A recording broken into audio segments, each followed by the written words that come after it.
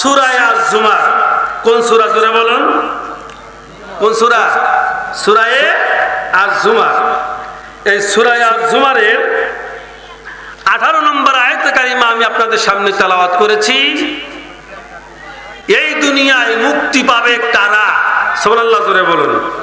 এই দুনিয়ায় কি পাবে কারা? জোরে কোন? মুক্তি পাবে কারা? এই দুনিয়ায় যারা মুক্তি পাবে তারা হচ্ছে বুদ্ধিমান। আল্লাহু আকবার জোরে বলুন। তারা কি? বুদ্ধিমান।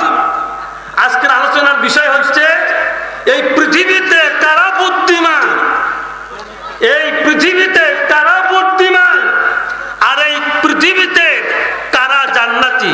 আল্লাহু আকবার বলবেন না? আমি ওয়াজ খামসা খামসি করব না। জান্নাত থেকে জাহান্নাম মাটির নিচ তারপর উপর না।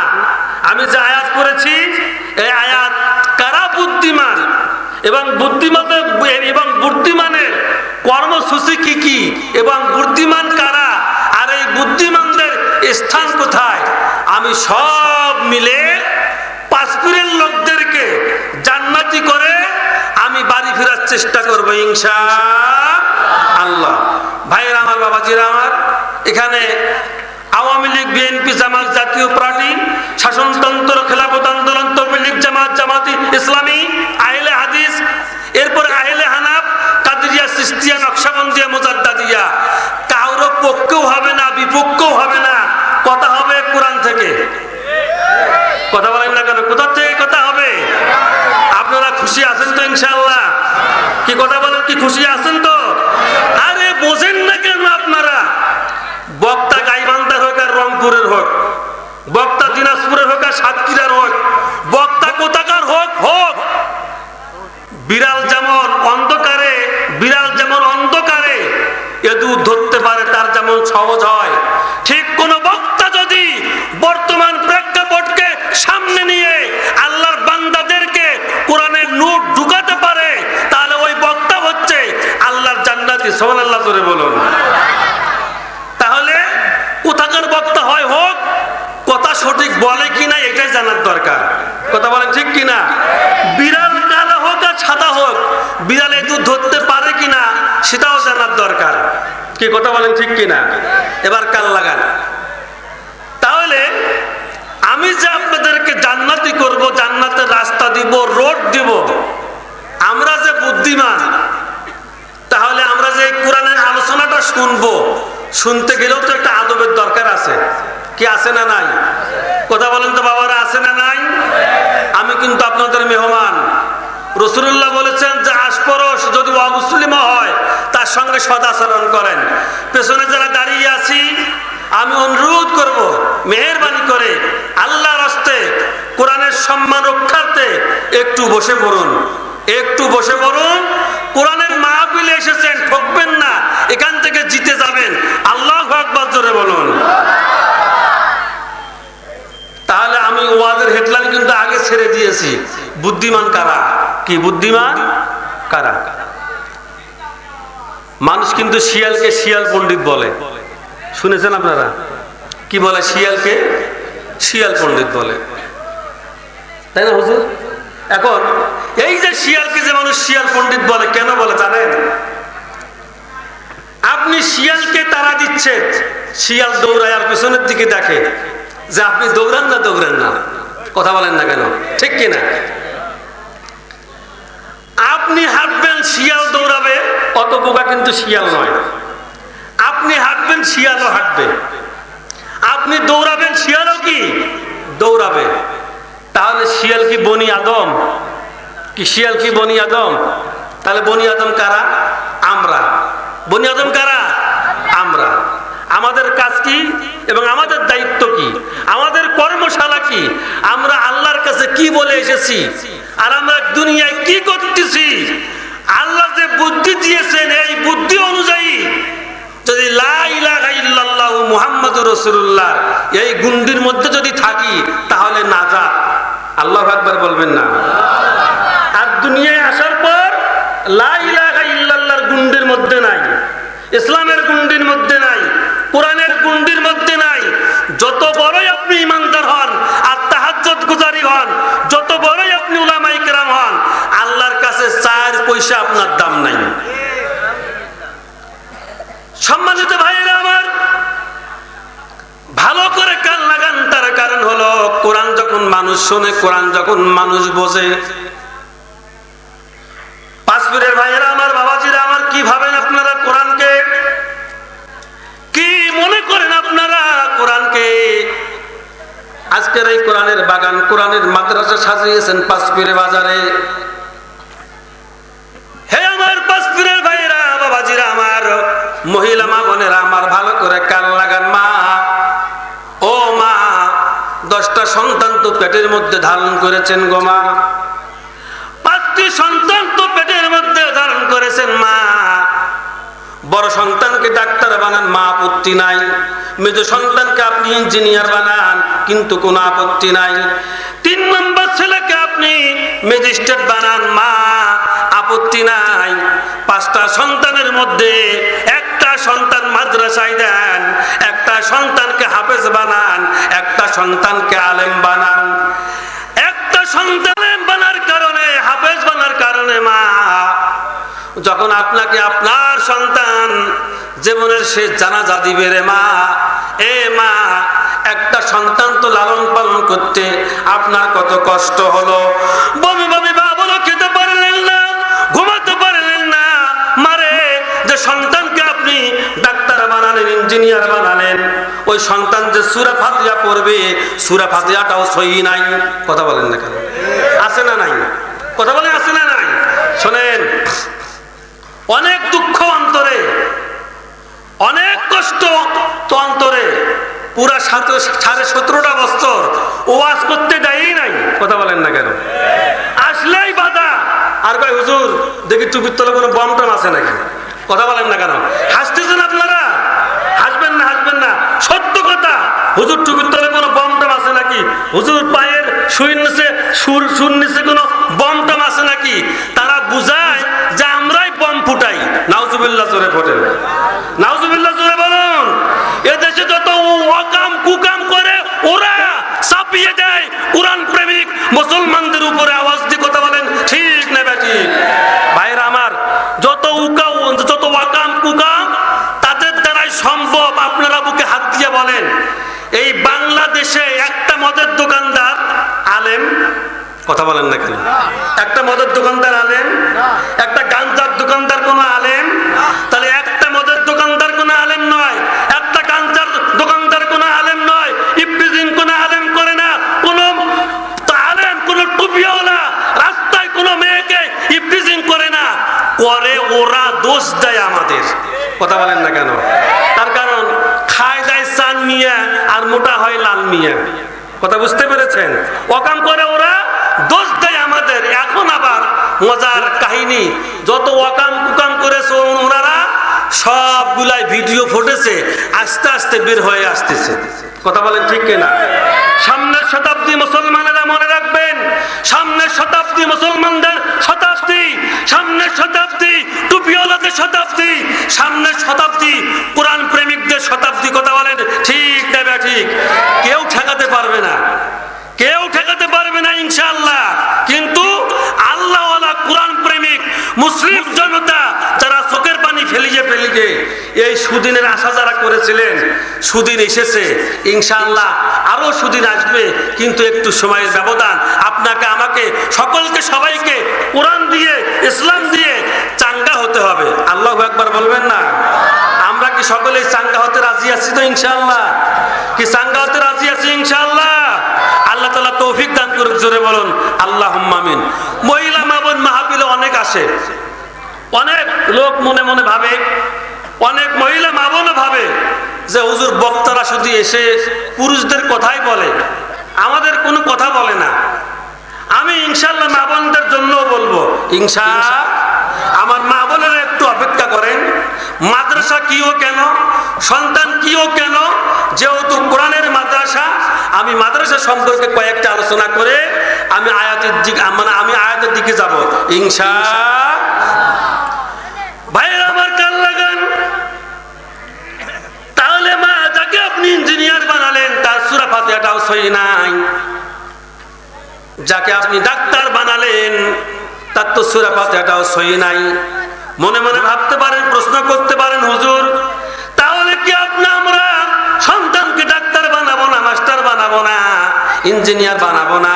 মা, আপনি সন্তানকে ডাক্তার বানান, ইঞ্জিনিয়ার বানান, আপনি সন্তানকে যা মন চায় তাই বানান, কিন্তু মা আপনি যে শিক্ষা দিবেন সেই শিক্ষার সঙ্গে কোরআনের শিক্ষা থাকার জোরে বলেন দরকার আছে না নাই?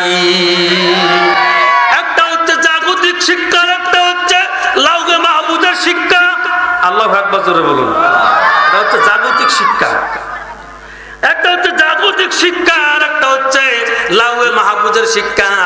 জাগতিক শিক্ষা, লাউহে মাহফুজের শিক্ষা যখন একত্রিত হয়ে যাবে তখন একটা সন্তান সোনার মানুষে পরিণত হয়ে যাবে। চিল্লিয়া বলেন সুবহানাল্লাহ। মায়ের আমার, বোনেরা আমার, ও মা, কি মনে মনে ভাবেন রে মা, কি মনে মনে বোঝেন রে মা? ও মা, আপনাদের জন্য তো সাহাবায়ে কেরামেরা তারা বদর প্রান্তরে, উহুদ প্রান্তরে তারা বিজয় অর্জন করেছিলেন। এ মা, আপনাদের কারণেই তো সাহাবায়ে কেরামেরা বিজয় অর্জন করতে পেরেছিলেন। ও মা, আপনাদের বুদ্ধির কারণে তো সাহাবায়ে কেরামেরা লক্ষ লক্ষ টাকা দিয়ে, পয়সা দিয়ে ইসলামের ঝান্ডা মদিনার মধ্যে তারা উদ্দিন করতে পেরেছিলেন। সুবহানাল্লাহ বলবেন না? আর একটা আওয়াজ দিয়ে বলেন না? বীর মুসলমান ধরবাল কোরআন, ফিরিয়ে আনো সেই হারানো সম্মান, নারায়ে তাকবীর। হুমি আওয়াজ দিয়ে হবে, এর উপর দিয়ে আওয়াজ দেন তো। নারায়ে তাকবীর, জোরে জোরে জোরে, নারায়ে তাকবীর, নারায়ে তাকবীর, আল্লাহু আকবার, তোল তাকবীর ধ্বনি ধরায় রাখবার। বীর মুসলমান দরবাল কোরআন, ফিরে আনো সেই হারানো সম্মান। যে ঈমান বলে হইয়া বলিয়ান, শাসন করেছিলেন সারাটি জাহান, সত্যের সেই তলোয়ার কোরআন। সুবহানাল্লাহ জোরে বলুন। আর একটা আওয়াজ দেন না? সত্যের সেই তলোয়ার নাওরে তুলে আবার পাবো দুনিয়া থেকে করগো চুরমার। বীর মুসলমান দরবাল কোরআন, ফিরিয়ে আনো সেই হারানো সম্মান। লিল্লাহ তাকবীর। আলোচনা শুরু করি না, একটু গোছাচ্ছি, আপনাদেরকে সাইজ করতেছি।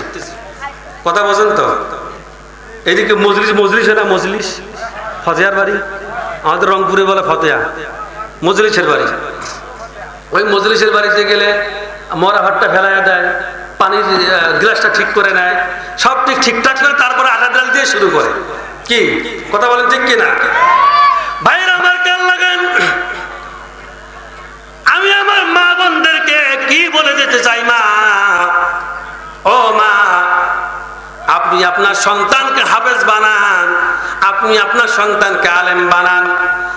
আমার ভাইরা আমার, বাবাজিরা আমার, একটা সন্তান যদি হাফেজ হয়, একটা সন্তান যদি আলেম হয়, আর ওই সন্তান যদি প্রতি নামাজে বারবার যদি বলে রব্বির হামহুমা কামা রব্বায়ানি সগীরা, বলেন রব্বির হামহুমা কামা রব্বায়ানি সগীরা। হাফেজ ছেলে কাঁধে উঠালে, আলেম ছেলে কাঁধে উঠালে, পিতা মাতারি লাশ ওই ওসিলায় আল্লাহ দিবেন তাহার কবরের আযাব মাফ। আল্লাহু আকবার, জোরে বলুন। বন্ধুরা আমার, ভাইরা আমার, মহিলা মা বোন আমার, ও মা, আপনাদের মতো একজন মহিলা ছিলেন, তার নাম ছিল খাওলা। কি নাম? জোরে বলুন, কি নাম? খাওলা। খাওলা রাদিয়াল্লাহু তাআলা আনহা। মারে, আলোচনার পয়েন্ট অবশ্যই আসবে, আমি অবশ্যই বলবো। এ মা, এই খাওলা ইসলামের জন্য কি অবদান রাখলেন? ফাতেমা ইসলামের জন্য কি অবদান রাখলেন? ও মা, হযরতে মরিয়ম ইসলামের জন্য কি অবদান রাখলেন? আবু বকর সিদ্দিক আকবর তিনি ইসলামের জন্য কি অবদান রাখলেন? ওমর আলী ইসলামের জন্য কি অবদান রাখলেন? আমার ভাইরা রাখলেন। এক এক করে বলতে গেলে অনেক সময় বেয়ে যাবে আমার ভাইরা। আমি একটি ডাল নিয়ে এসে এই পৃথিবীর বুকে বুদ্ধিমান কারা, ভালো মানুষ কারা, জান্নাতি কারা, এটাকে বোঝানোর জন্য আমার ভাইরা আমি রংপুর পাঁচপির ঘুরে ঘুরে আপনাদেরকে একটা জিনিস বোঝাবার জন্য আমি খাওলা রাদিয়াল্লাহু তাআলা আনহার পয়েন্ট বেছে নিলাম। মা আমার ভাইরা আমার বসে থাকেন, ইনশাআল্লাহ এই আয়াতের মধ্যে মজা পাবেন। এই আয়াতটা হতে পারে আপনার জন্য আমার জন্য জান্নাতের জিম্মা। সুবহানাল্লাহ জোরে বলুন। সন্তান বলুক রব্বির হামহুমা কামা রব্বায়ানি সগীরা। এটা চান তো? কি চান? সন্তান প্রতি সপ্তাহে সপ্তাহে বাবার কবরের পাশে দাঁড়াক, মায়ের কবরের পাশে দাঁড়াক, মায়ের কবরের পাশে দাঁড়িয়ে আল্লাহকে বলুক, আল্লাহ আমার জনম দুঃখী মা, যে মা আমার 10 মাস 10 দিন গর্ভে ধারণ করেছে, রব্বুল আলামিন যে বাবার ওরস দিয়ে আমি দুনিয়ায় এসেছিলাম, আয় আল্লাহ যে বাবার টাকা পয়সা দিয়ে আমি বড়লোক হয়েছি, যার টাকা দিয়ে আমি টাকাওয়ালা হয়েছি, যার বাড়ি দিয়ে আজকে আমি বাড়িওয়ালা হয়েছি, যার সম্পদ দিয়ে আজকে আমি সম্পদওয়ালা হয়েছি, ও আল্লাহ ওই আব্বাসকে আমার কবরে, ওই মা আজকে আমার কবরে। আল্লাহ আমি আলেম ছেলে, আমি হাফেজ ছেলে, আমি হাফেজ হয়ে আমি আলেম হয়ে মায়ের জন্য দোয়া করলাম। আল্লাহ আমি আমার আব্বার জন্য দোয়া করলাম, আল্লাহ তুমি আমার আব্বারে মাফ করে দাও, আল্লাহ তুমি আমার মার মাফ করে দাও, আল্লাহ তুমি আমার আব্বারে মাফ করে দাও। ও পাঁচপীরের ভাইয়েরা আমার, বাবাজিরা আমার, বিশ্বাস করেন আল্লাহর নামের কসম করে বলে গেলাম, সন্তান যদি যোগ্য উলামায়ে কেরাম হয়, সন্তান যদি হাফেজে কোরআন হয়, সন্তান যদি আলেম হয়, মায়ের কবরের পাশে দাঁড়ার সঙ্গে সঙ্গে আল্লাহ মায়ের কবরের আযাব মাফ করে দেন।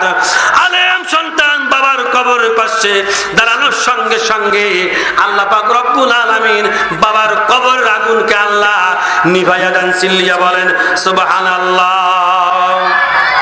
ভাইরা আমার, বাবাজিরা আমার, আম্মাজান খাওলার কথা মনে রাখবেন। প্রতি সপ্তাহে সপ্তাহে প্রতি মসজিদে মসজিদে জুম্মার দিনে খুতবাতুল আহকাম পড়া হয়।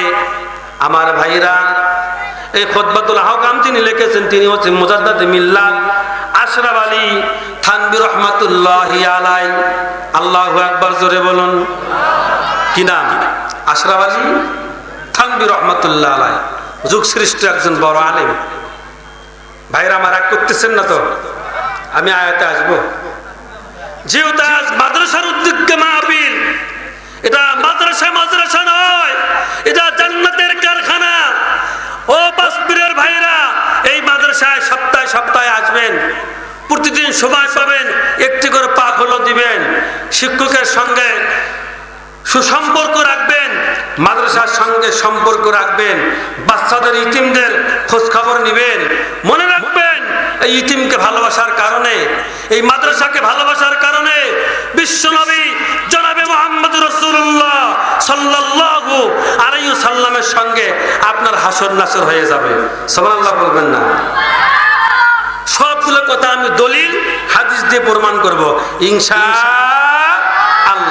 কাল লাগান। আমি বুঝাতে চাচ্ছি কি মহিলা মা বোন, এই জন্য ও মা, আপনাদের চাইতে বড় কষ্ট আর কেউ করে না। মা, সংসারে আপনার কষ্ট, ছেলেতে আপনার কষ্ট, মেয়েতে আপনার কষ্ট, সংসারে আপনার কষ্ট।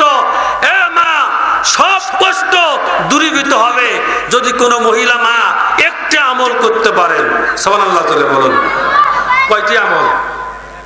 এ ভাইরা, আপনারা কি আমার কথা বোঝেন? কি আমি কি বাইরে কথা বলতেছি? কান লাগান। আমি গান গাওয়ার জন্য আসি নাই। তুমি আমার পরাণ বন্ধু, আমি তোমার চাঁদ। আমি কেগলে বলছি? কি বলছি? কান লাগান। সারা তো জীবন ঝটকা বটকা টটকা মটকা শুনে গেলে, কিছু আমলি কথা শুনে যান। যেমন পরিবর্তন হবে। আল্লাহ কবুল করুন, কোন আমিন। কান লাগান। মা বোনদেরকে একটি আমল দিব, একটি আমল, সেটা কোরআন দ্বারা প্রমাণিত, হাদিস দ্বারা প্রমাণিত, রাসূলুল্লাহর সাহাবায়ে কিরাম দ্বারা প্রমাণিত। এই একটি আমল যদি কোনো মা যদি করে, আল্লাহর রহমত সংসারে সন্তান বাধ্য, স্বামী বাধ্য, সংসারে অভাব হোক তো আল্লাহ রাব্বুল আলামিন দিবেন না। সংসারটা মুহাম্মদুর রাসূলুল্লাহ সাল্লাল্লাহু আলাইহি সাল্লামের ওসিলায় ওই সংসারটাকে আল্লাহ রাব্বুল আলামিন তার নিজ জিম্মায় চালাবেন। সুবহানাল্লাহ, জোরে বলুন। এই আমলটা মহিলা মা বোনের দরকার আছে না নাই?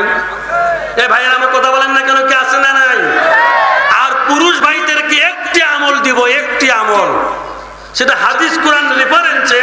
ওই একটি আমল যদি কোনো পুরুষ, কোনো ভাইয়েরা আমার, কোনো বাবাজিরা আমার যদি করতে পারেন, জীবনে ক্যান্সার নামক ব্যাধি আল্লাহ পাক রব্বুল আলামিন আপনার দেহে দিবেন না। কি সেই আমল দরকার আছে না নাই? কি আছে না নাই? তাহলে এই আমল আমরা শুনবো না, শুনবো না? তাহলে এই আমল আপনারা চাই কি চাই না? আমি বলবো ইনশাআল্লাহ। এবার কান লাগান। আমার মহিলা মা বোন সর্বদা তাদেরকে পর্দা করতে হবে। কি করতে হবে জোরে বলুন? পর্দা করতে হবে। বর্তমান তো পর্দা নাই বলতেই চলে। কি কথা বলেন, ঠিক কিনা? কি পর্দা আছে? নাই পর্দা। মহিলাদের যে এই গলার বুকের যে ওড়না, তাদের যে পয়েন্টে থাকার দরকার ছিল সেই পয়েন্টে না রেখে এইভাবে রাখে। কথা বলেন ঠিক না বেশি? কি কথা বলেন, ঠিক কিনা? আর শ্যাম্পু মাখার কথা ছিল, যাদের চুলগুলো এলোমেলো, চুলগুলো কোকড়ানো, তাদের শ্যাম্পু মাখার কথা ছিল। কিন্তু এই মেয়ে, এই মহিলা, সে শ্যাম্পু মাখা চুল মাখিয়ে, শ্যাম্পু মাখিয়ে চুলগুলো এলোমেলো করে সে ভ্যানিটি ব্যাগ ঘাড়ে ঝুলিয়ে মোটামুটি ভাবে পাশ পেরে যায়, সুন্দরগঞ্জে যায়, অনেক পুরুষকে আসক্ত করে, অনেক পুরুষকে জাহান্নামের দিকে নিয়ে যায়। এই জন্য তার স্বামী হবে দায়ুস। নাউজুবিল্লাহ, জোরে বলুন। স্বামী কি হবে? কথা বলেন না কেন? কি হবে স্বামী? স্বামী হবে দায়ুস। এবার কান লাগান। স্বামী কেন দায়ুস হবে? রাসূলুল্লাহ বলেছেন, আলা কুল্লুকুম রাইন ওয়া কুল্লুকুম মাসউলুন। প্রত্যেকটা লোককে কিয়ামতের ময়দানে তার দায়িত্ব সম্পর্কে জিজ্ঞাসা করা হবে।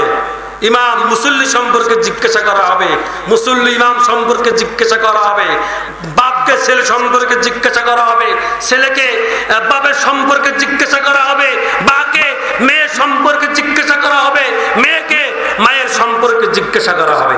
কথা বলেন ঠিক কিনা?